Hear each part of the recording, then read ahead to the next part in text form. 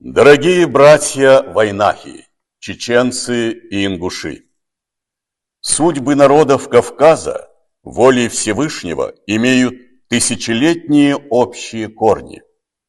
Многие испытания прошли наши предки за свою историю, достойно сохранив свою честь, достоинство, культуру и самобытность.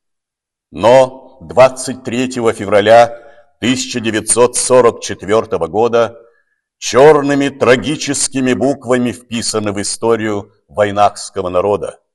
Волей сталинского режима и их приспешников наши чеченские и ингушские братья были вырваны с родной земли и депортированы в Среднюю Азию и Казахстан.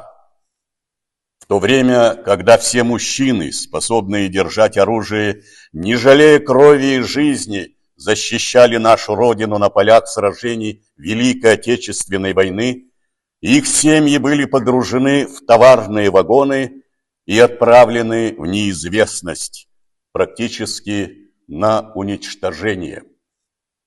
Такая же участь 8 марта 1944 года постигла и наш народ. Балкарский народ никогда не забудет, как в тяжелые годы изгнания мы поддерживали друг друга и делились последним с чеченцами, ингушами, карачаевцами и другими народами. Годы лишения в депортации только сплотили и породнили нас. Несмотря на лишения, чеченские и ингушские народы не озлобились, не пали духом и сохранили свое достойное место в братской семье народов российского государства.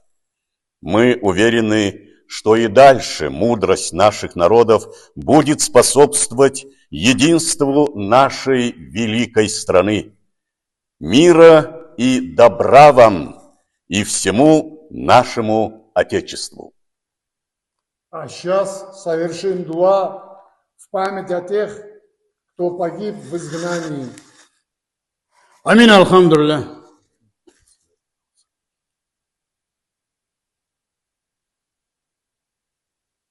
Аль-Фатиха. Алхамдулилlah, Рабби галамин, Рахман Рахим, Малик Яумиддин, Ияка нагбуду, Ияка настагин, Ихдина сиратал мустаким, сиратал лазина ан'амта алейхим, гайрил магдуби алейхим. Амин.